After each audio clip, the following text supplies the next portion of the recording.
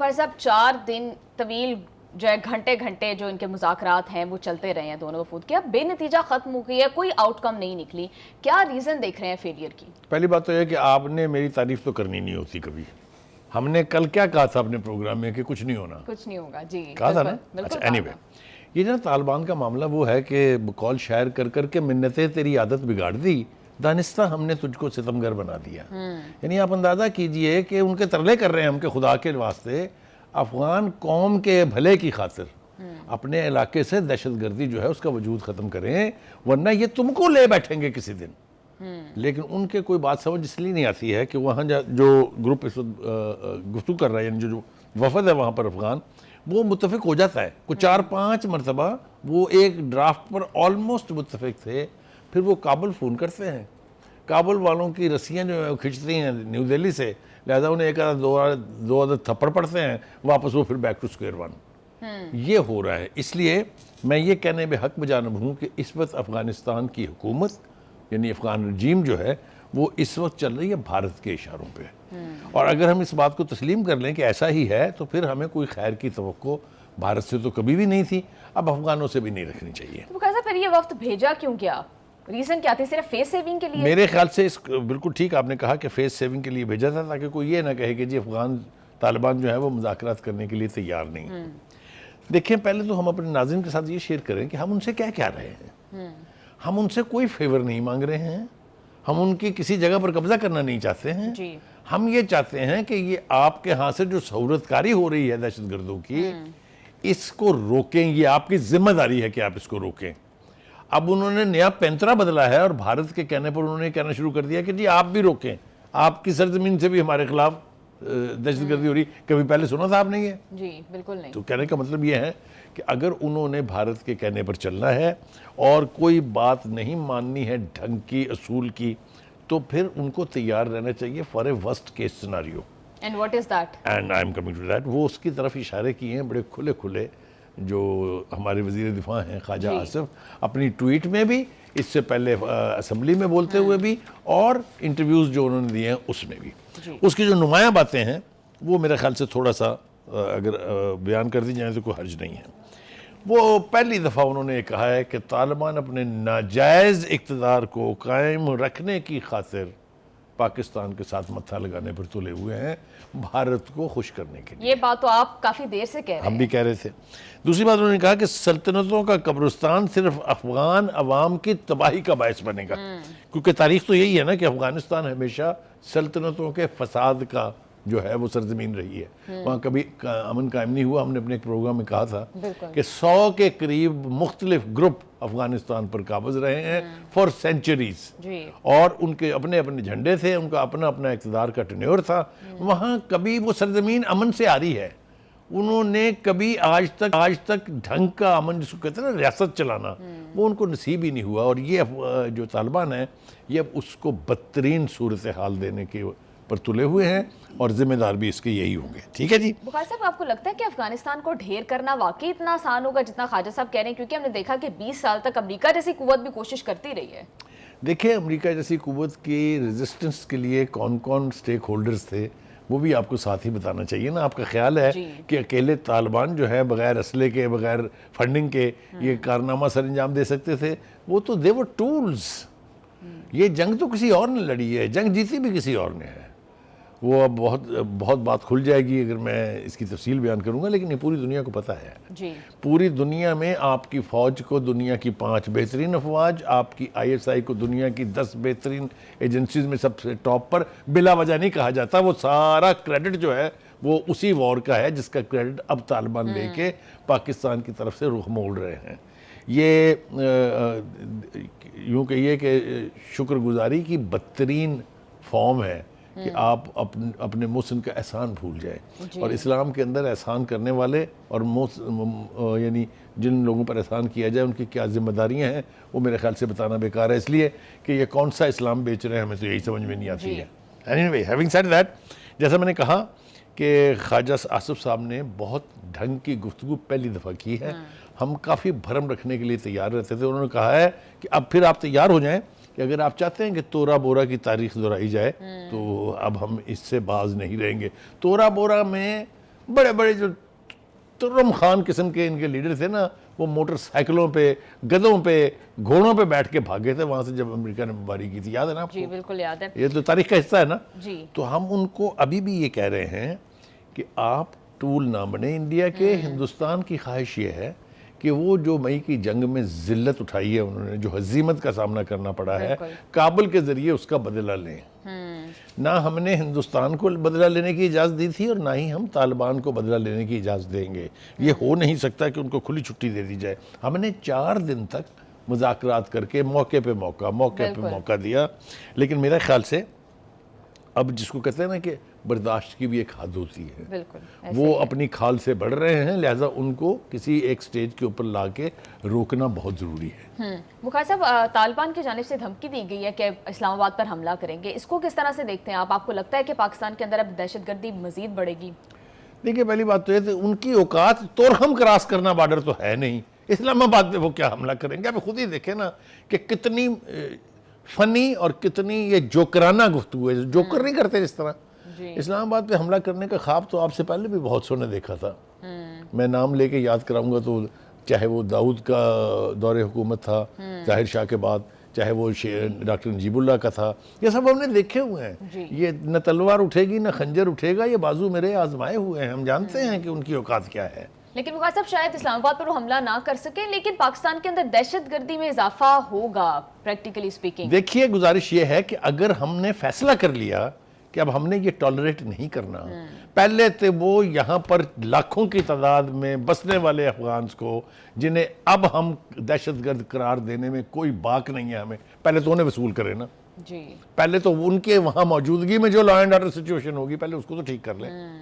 تو کہنے کا مطلب یہ ہے کہ افغانستان کے پاس اور افغان رجیم کے پاس زیادہ آپشنز نہیں ہیں۔ جی بخاری صاحب، آپ کو کیا لگ رہا ہے کہ بھارت ایک سٹیج تیار کر رہا ہے ایک نئے حملے کی، کہ افغانستان کی سائیڈ سے حملے کروا کے پاکستان کی اکانومی کو اور انٹرنیشنل امیج کو ویک کیا جائے اور اس کے بعد کوئی حملہ کیا جائے؟ دیکھیں، جنہوں نے تاریخ پڑھی ہوئی ہے، جنہوں نے جنگوں کی تاریخ پڑھی ہوئی ہے، وہ یہ ہے کہ کوئی بھی فوج جوتیاں کھانے کے ایک طویل عرصے تک ریئیکٹ کرنے کی پوزیشن میں نہیں ہوتی۔ جی، 71 میں جو تھوڑی بہت ہزیمت ہمیں اٹھانا پڑی تھی، آپ دیکھیے ہمیں 41 سال لگ گئے اس سے نپٹنے میں۔ تو ایک طویل عرصہ چاہیے ہندوستان کی افواج کو اپنا وہ بھرم جو ہے اس کو ری گین کرنے کے لیے۔ اگر ہم کمزور ہوئے تو اب ہم مزید کمزور نہ ہیں نہ ہوں گے، ہم طاقتور سے طاقتور بنیں گے۔ ہم اس خطے کے اندر ایک بہت بڑی قوت ہے، ہم اٹامک پاور ہے، ہماری فوج دنیا کی بہترین فوج ہے۔ ہمارے ساتھ چائنا کے کوآپریشن نے ہماری فوج کو جن بلندیوں پر پہنچا دیا ہے، اور جو ٹیکنالوجی ہمارے پاس ہے، جو ایئر پاور ہمارے پاس ہے، وہ تو دانتوں میں انگلیاں لے لے کے ناخن کھا رہے ہیں ہندوستان والے۔ اور امریکہ کا ٹرمپ جو ہے وہ اس کی تعریف کیے بغیر نہیں رہ سکتا۔ ہر دوسرے دن وہ ہندوستان کے لیے شرمندگی کا باعث بنتا ہے جب وہ یہ کہتا ہے 7 خوبصورت طیارے گرائے گئے، میں نے کہا جنگ بند کر دیں۔ دیکھ رہے ہیں نا آپ، اور یہ مودی کی بھی چھیڑ ہے اور پوری ہندوستانی قوم کی بھی چھیڑ ہے۔ بس صرف ایک کانگریس ہے جس کی لیڈرشپ نے ناکوں چنے چبوا دیا مودی کو۔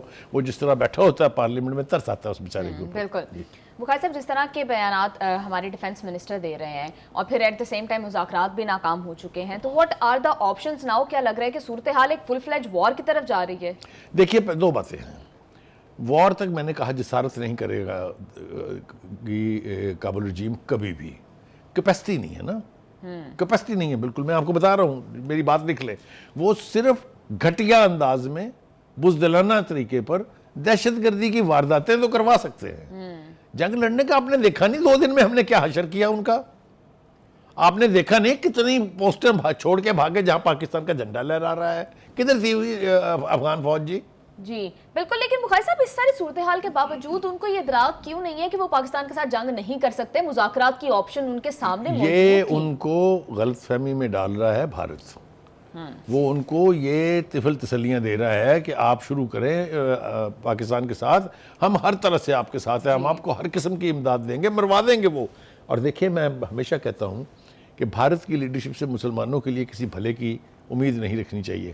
وہ مسلمان بھائی کو مسلمان بھائی کے خلاف لڑوا کے اپنا مقصد حاصل کرنا چاہ رہا ہے، تو تف ہے ان مسلمانوں کے اوپر جو اس کا ٹول بن رہے ہیں۔ بالکل آپ ٹھیک کہہ رہے ہیں۔ پروگرام میں واپس آئیں گے ایک شارٹ بریک کے بعد، ساتھ رہیے گا۔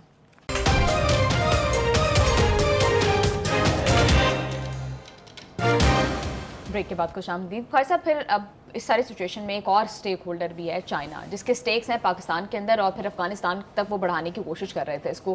کیا چین اس ساری صورتحال میں خاموش کیوں ہے؟ دیکھیے پہلی بات تو یہ ہے کہ چین کی کوشش یہ تھی کہ اس ریجن میں افغانستان کو مین سٹریم کا حصہ بنایا جائے. جی یہی وجہ سے بیجنگ کے اندر 3 فارن منسٹر, جس میں ہمارے ڈپٹی فارن منسٹر اور اسحاق ڈار بھی گئے تھے, اور اس ملاقات کی جو وائبز آئی تھی وہ بہت پازیٹیو تھی.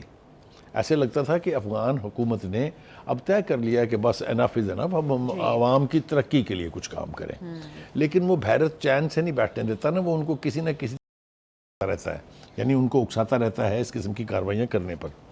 دیکھیں ہم نے تو اس مذاکرات کے دوران بھی اور اس سے پہلے بھی دنیا میں ڈوسیئرز بھیجے اور اپنا موقف بیان کیا کہ دہشت گردی کس طرح سے ہو رہی ہے. انڈینائبل فیکٹس ہیں وہ سارے کے سارے. یعنی اس وقت بھی آپ دیکھیں جو مذاکرات استنبول میں ہوئے ہیں, جو ثالث ہیں وہ یہ کہہ رہے ہیں کہ پاکستان کا موقف اور اس کے ثبوت اور اس کے شواہد جو ہیں یہ بہت سالڈ ہیں. انہوں نے کوشش کی کہ وہ افغانستان کے وفد کو قائل کر سکیں کہ خدا کے لیے بیٹھ جائیں, ان سے بات کر لیں, یہ آپ کا ہی بھلا ہے. لیکن وہ نیو دہلی جو ہے وہ کابل کو چین سے نہیں بیٹھنے دے رہا, کابل جو ہے وہ اپنے وفد کو چین سے نہیں بیٹھنے دے رہا. تو ایک عجیب سی ٹرائیو بنی ہوئی ہے جو تکلیف دہ بھی ہے, تباہ کن بھی ہے. جی بخاری صاحب, لیکن پاکستان کا خیال اور انٹرنیشنلی بھی یہ سوچا جاتا تھا کہ ان ثالث ممالک کا اور دیگر مسلم ممالک کا بڑا انفلوئنس ہے افغانستان کے اوپر. جی میں عرض کروں آپ سے کہ ایران کے صدر جو ہے پرویز پشکیان, انہوں نے 2 دفعہ پہلے پیشکش کی تھی کہ میں ثالثی کے لیے تیار ہوں. اب ہمارے جو انٹیریئر منسٹر ہیں وہ اس وقت تہران میں ہیں, ان کی ملاقات بھی ہوئی ہے ایرانی صدر سے, انہوں نے پھر اس بات کو دہرایا ہے. لیکن ایک اور مزے کی بات جو ہے انٹرسٹنگ وہ یہ کہ جو افغانستان کے وزیر داخلہ تھے, ڈپٹی وزیر داخلہ ہیں غالباً, جی وہ بھی وہاں تہران میں موجود تھے. تو محسن نقوی صاحب کی ملاقات ان سے ہوئی ہے. انہوں نے بھی باور کرانے کی کوشش کی ہے یعنی افغان وزیر کو کہ بھائی نہ جنگ آپ کے مفاد میں ہے نہ پاکستان سے پنگا لینا آپ کے مفاد میں ہے. اس نے بظاہر تو اس کو بہت پازیٹیولی رسپونڈ کیا ہے, لیکن پیچھے بیک جہاں سے رسیاں ہل رہی ہیں کابل میں اور نیو دہلی میں, وہ کیسے رسپونڈ کرے گا اس کو, یہ ابھی دیکھنا جو ہے وہ باقی ہے. جی بخاری صاحب, اس سارے سچویشن میں جو ہے وہ شواہد کی آپ نے بات کی کہ پاکستان جو ہے وہ انٹرنیشنل میڈیا پر بھی جو ہے وہ اس طرح کے شواہد دکھا رہا ہے. جی بخاری صاحب, یہ سارے ثبوت ہمارے سامنے. اب آپ مجھے یہ بتائیے کہ ایک افغان شہری جو کہتا ہے کہ میں نے قاری محمد کے ہاتھ پہ بیعت کی, جو کہ طالبان یعنی جو ٹی ٹی پی کا لیڈر ہے, اور وہ یہاں آتے ہیں علاج کرانے کے لیے. ذرا آپ اندازہ کیجئے کہ سوائے اس کے کہ یہ جو ہاسپٹیلٹی ہم دکھاتے ہیں ان کو, اور صرف وہ نہیں ایک بڑی تعداد آتی ہے افغانس کی وہاں یہاں علاج کروانے کے لیے, تو کیسے اس کا بدلہ ہمیں دے رہے ہیں. دوسری بات یہ کہ اس سے بالکل واضح ہو گیا کہ وہاں پر باقاعدہ ایک ڈین ہے جہاں بیعت کروائی جا رہی ہے.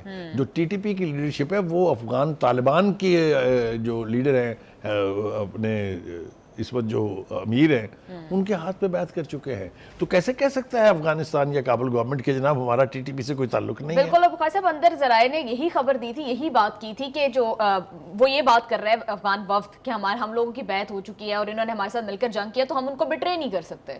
دیکھیے پھر وہی بات ہے, یہ اب کہہ رہے ہیں وہ, پہلے وہ کہتے تھے ٹی ٹی پی تو آپ کے لوگ ہیں, لے جائیے یہاں سے, پہلے یہ تھا. پھر ہم نے ان سے کہا کہ اوکے اگر یہ آپ کے قابو میں نہیں آ رہے تو انہیں کم از کم پاکستان افغان بارڈر سے بہت دور کر دیں. یہ بھی آپ کے اختیار میں نہیں تھا. اور اب تو یہ پتہ چل رہا ہے کہ یہ آپ کا ایک ونگ ہے. T T P is not an entity جس کا افغان رجیم سے کوئی تعلق نہیں ہے. افغان رجیم اس کے سپانسر ہیں, افغان رجیم انہیں فیسیلیٹیٹ کر رہے ہیں, افغان رجیم انہیں کس کے کہنے پر پاکستان کے خلاف استعمال کر رہی ہے. یہ تو ہم نے کوشش تو کی ہے اس کو واضح کرنے کی. ایک اور بات, اس وقت پوری بھارتی پروپیگنڈا مشینری جو ہے سوشل میڈیا پہ, اپنے نیشنل میڈیا کے اوپر پاکستان کے خلاف زہر افشانی کر رہی ہے, اور اس کو اویلیبل ہیں یہ جو افغان رجیم کے لوگ ہیں جو ان کو انفارمیشن دے رہے ہیں, جو ان کے انٹرویوز میں جا کے پاکستان کے خلاف زہر اگل رہے ہیں. اب یہ فرنٹ رہ گیا جس کے اوپر ہم نے کنفرنٹ کرنا ہے ان کو. اور میں بتاؤں آپ کو, مجھے بڑے فخر سے یہ کہنا پڑ رہا ہے کہ اس وقت ہمارا سوشل میڈیا جو ہے وہ اتنا ویک اور اتنا غیر مؤثر کن نہیں رہا جتنا پہلے تھا. ہم نے سوشل میڈیا کے اوپر اب پہلے سب سے تو ہمارے اپنے اندر جو خرابی تھی, آپ کو یاد ہے جو پی ٹی آئی تھی, اس کے پروپیگنڈے کا ایفیکٹولی سامنا کیا, مقابلہ کیا اور شٹ اپ کیا. اب یہ ہندوستان کا جو میڈیا ہے اور سوشل میڈیا خاص طور سے اس کا بھی ہم علاج کر لیں گے. جی وقار صاحب، یہ بھی ہم نے ایک ویڈیو دیکھی اس سے پہلے بھی جو اس وفد کے اندر اس ڈائلاگ کے اندر جو ہے وہ دیے گئے ایویڈنسز دیے گئے. تو وقار صاحب اس سب کے بعد، ان ثبوتوں کے بعد، کیا آپ کو لگتا ہے کہ انٹرنیشنلی کمیونٹی جو ہے، بگ پلیئرز اس میں کوئی کردار ادا کر سکتے ہیں، بالخصوص امریکہ؟ دیکھیے امریکہ کے ٹرمپ نے تو کہا نا کہ میں دونوں کو جانتا ہوں اور یہ میرے لیے ایک دن کا کام ہے. جی وقار صاحب، جنگیں رکوانے کے دعوے تو وہ ہر جگہ کرتے ہیں، کیا اس جنگ کے اندر بھی کچھ کردار ادا دیکھیے کر اس سکتے ہیں؟ انٹرویو کی ایک خاص بات یہ ہے کہ وہ دو چیزیں اجاگر کرنے کی کوشش کر رہے ہیں. ایک تو انہوں نے مودی کی چھیڑ بنائی ہوئی ہے. جی ہر تیسرے چوتھے دن، یہ میرے خیال سے کوئی 40ویں مرتبہ ہے کہ وہ مودی کو چھیڑنے کے لیے 7 جہازوں کا ذکر بھی کر دیتے ہیں اور پھر وہ یہ بھی کہتے ہیں کہ مجھ سے رابطہ کیا گیا تھا تب میں نے جنگ بند کرائی ہے. تو جنگ جیت کون رہا تھا اس وقت، یہ بھی کوئی ڈھکی چھپی بات نہیں ہے.